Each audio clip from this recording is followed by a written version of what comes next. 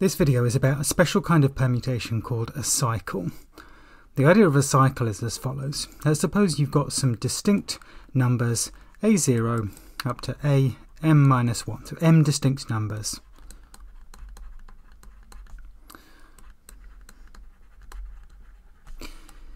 In the set 1 up to n. So then we can define a permutation which just cycles those numbers, so sends a0 to a1, a1 to a2, and so on, until it reaches am-1, which goes back to a0 and leaves everything else alone. So you can see why the permutation which does this would be called a cycle. It sends all the numbers round in a circle like this. For example, just to make things concrete, we might take n equals 5, and we might take the three numbers 1, 4, 2. Then there will be a permutation which sends 1 to 4, 4 to 2, 2 back to 1 again, and sends all the other numbers, so in this case 3 and 5, to themselves. That's an example of a cycle. So the formal definition is as follows. We take any distinct elements of the set 1, 2 up to n and call them a0 up to am-1. So there are m distinct elements. The notation we use for a cycle is simply those numbers in brackets separated by commas. And the definition of that cycle is that it is the element of Sn which sends a0 to a1, a1 to a2, and so on, up to am-2 to am-1, and then it sends am-1 back to a0. So this is precisely the picture I drew on the previous slide. Let's just draw it again. So a0 goes to a1, goes to a2, and so on, until we reach am-1, which goes back to a0.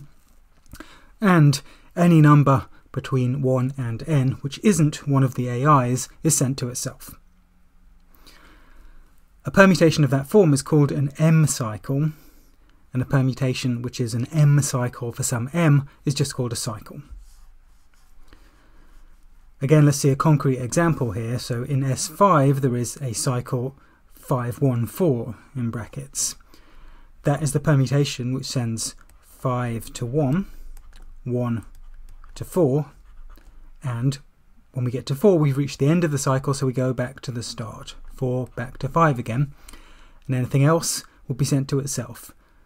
So here the missing numbers are 2 and 3, and this permutation will send 2 to 2 and 3 to 3. So the two-row notation would be that 1 went to 4, 4 went back to 5, and 5 went to 1, and 2 went to 2, and 3 went to 3. That's the two-row notation for this cycle. A one cycle is just the identity permutation. If you think about the definition, then it would send I to I, and anything not equal to I to itself. That's the identity permutation. So we don't usually write down one cycles, even when it might seem natural to do so, because they are a little bit confusing. They look like function application because they're just a single number in brackets, so it looks like you're applying a function to the input I. For that reason, and because they're just the identity permutation, we avoid writing down one cycles. Let's notice another feature of this cycle notation, which is that you can write the same cycle in multiple different ways. Specifically, an M cycle can be written in M different ways. If you think about, as an example, the cycle 1, 2, 3, and the cycle 2, 3, 1, and the cycle 3, 1, 2, those are all the same because 1 goes to 2, 2 goes to 3, and 3 goes back to 1 again. That's what the first cycle does. The second one sends 2 to 3, 3 to 1, and 1 to 2, but that's exactly the same as the first one. And the third one similarly. All of those permutations are the permutation whose two-row notation is 1 goes to 2, 2 goes to 3, 3 goes to 1.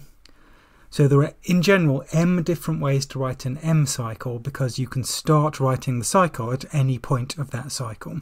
So here we started at 1, here we started it at 2, and here we started it at 3. Now that really makes a difference. It's important to remember this, because it means you can't, for example, write down 2 cycles, 3 cycles, A, B, C equals D, E, F. That doesn't imply A equals D, and B equals E, and C equals F, because you can write the same cycle in lots of different ways. One final definition is that we call 2 cycles disjoint if none of the entries of the first cycle are equal to any of the entries of the second cycle. So as an example, the cycle 1, 2 and the cycle 3, 4, 5, those are disjoint.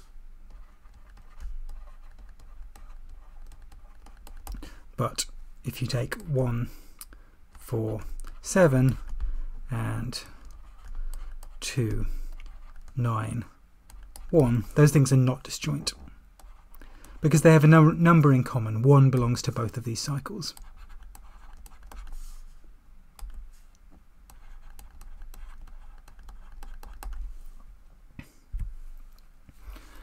Now cycles are nice, but not every permutation is a cycle. Take, for example, the permutation whose 2-row notation I've written at the top of this slide.